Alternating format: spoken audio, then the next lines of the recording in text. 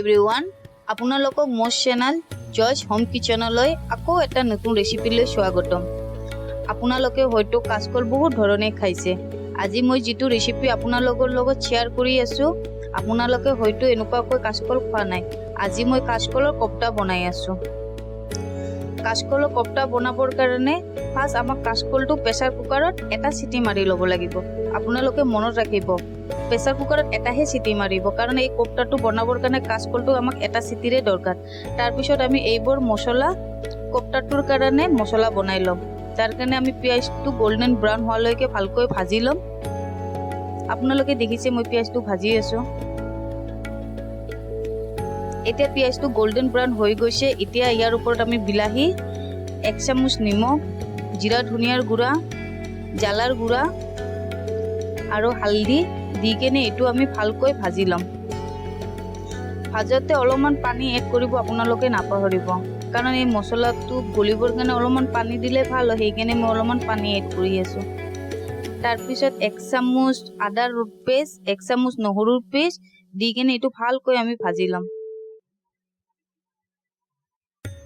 যেতিয়ালৈ মছলাটো ভাজা হৈ আছে তেতিয়ালৈকে আমি কাচকলটো চিলাই ল'ম।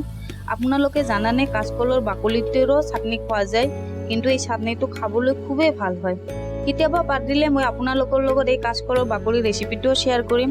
তাৰপিছত কাচকলটো আমি ভালকৈ সানি ল'ম। আপোনালোকে দেখিছে মোৰ মছলাটো ৰেডি হৈ গৈছে।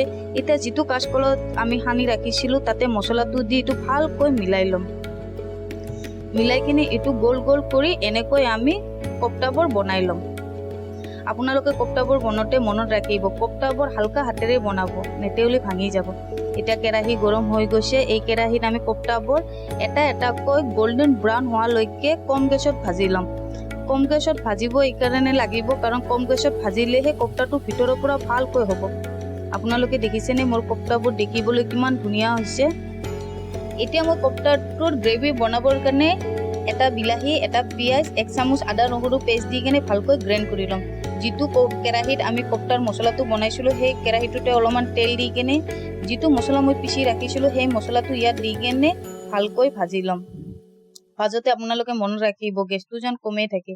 এতিয়া মোৰ মছলাটো ভাজা হৈছে। এতিয়া মই 1 চামুচ গৰম মছলা, 1 চামুচ জিৰা ধনিয়াৰ গুড়া, 1 চামুচ হালধি, নিমখটো আপোনালোকে নিজৰ হিচাপত দি ল'ব, আৰু ওপৰৰ পৰা অলপমান চব্জি মছলা দি কেনে এইটো ভালকৈ মিলাই ল'ম।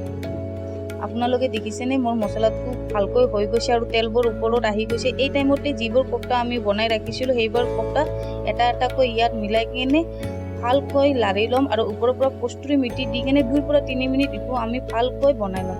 আপোনালোকক যদি মোৰ ৰেচিপিবোৰ চাই কিনে ভাল লাগি আছে তেতিয়াহ'লে আপোনালোকে মোৰ চেনেলটো ছাবস্ক্ৰাইব কৰিব, লগতে লাইক কৰিব, আৰু যদি কিবা বেয়া লাগি আছে তেতিয়াহ'লে কমেণ্টত জনাব। বাই বন্ধুসকল, আপোনালোকৰ লগত আকৌ এটা নতুন ৰেচিপি লৈ কেনে লগ পাম।